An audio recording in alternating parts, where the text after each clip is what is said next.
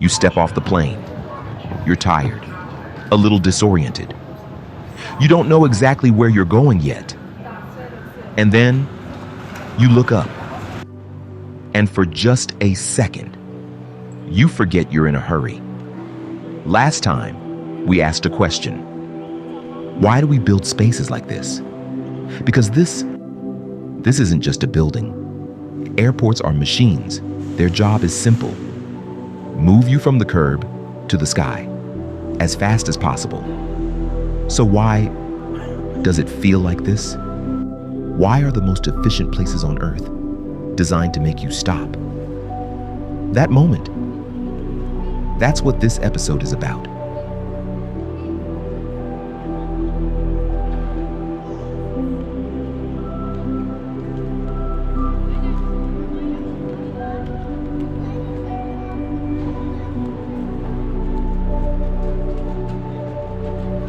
These aren't just transit hubs. Look at what we're building. Airports with indoor forests and 100-foot waterfalls. Terminals that look like they're about to take flight themselves. Domes that echo mosques. Vaults that echo cathedrals.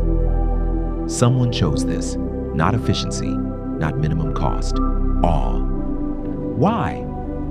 Because airports are statements of belief. Belief that people will keep traveling, that the world will keep connecting, that the future is worth building beautifully for.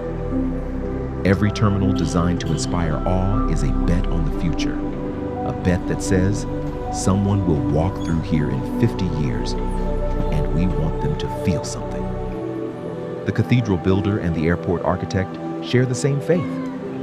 Not in God necessarily, not in progress necessarily, in the next generation.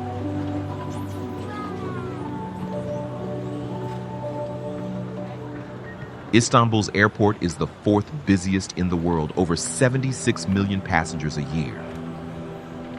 But walk inside, and it doesn't feel like a transit shed. The dome, the light, the scale. It feels Ottoman. It feels like this city has been welcoming travelers for 1,000 years, and it knows exactly how to do it. Suvarnabhumi in Bangkok says something completely different. That roof, designed by Helmut John, is one of the largest airport structures ever built. It doesn't whisper, it soars. Thailand's message to every arriving passenger: you have arrived somewhere extraordinary. 2 airports, 2 cultures, 2 completely different beliefs about what a traveler deserves to feel.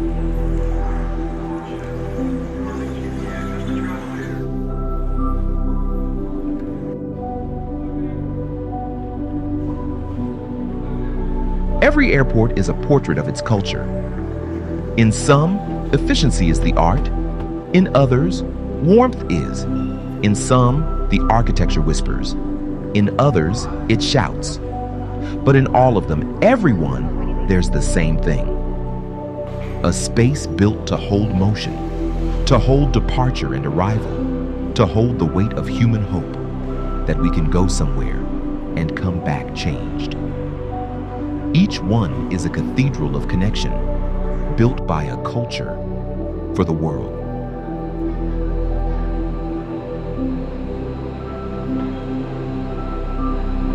For centuries, humans built things that took longer than a single lifetime to complete.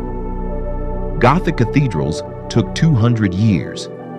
Gaudí started the Sagrada Familia in 1882. He knew he'd die before it was done. He built it anyway, for a future he believed in. And now we build runways. Every runway is an act of faith in a future where humans keep reaching for each other. Every generation inherits structures built by people who are gone. And every generation builds structures for people who don't exist yet. That's the conversation between past and future. And it says the same thing every time. We believed in what comes next.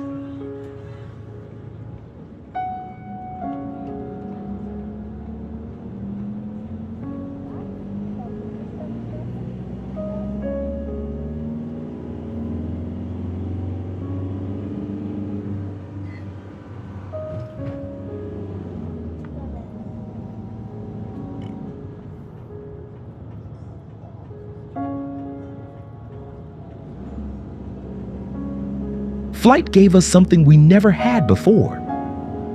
Not just speed, not just connection, freedom. The freedom to see the world from above, where there are no boundaries, where the lines we fight over dissolve into geography. From up there, you understand, we drew the borders. The Earth never asked for them. Flight is the closest most of us will ever come to the cosmic perspective, to seeing our world the way it is, not the way we've divided it.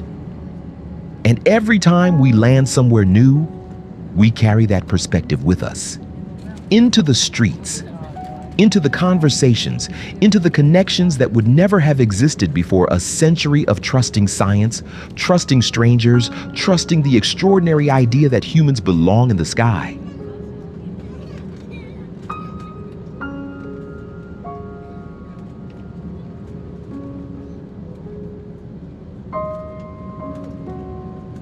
We grew seats for takeoff.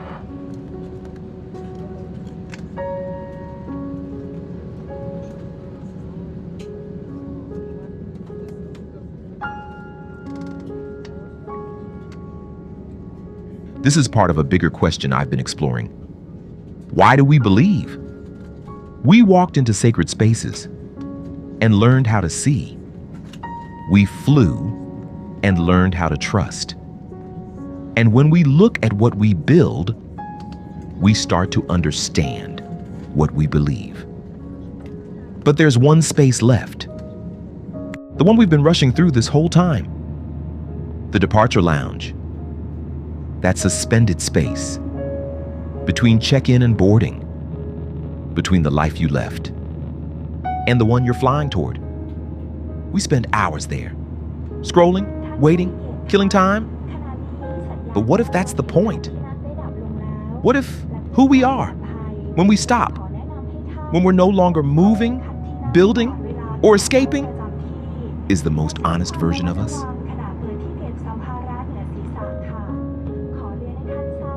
That's next.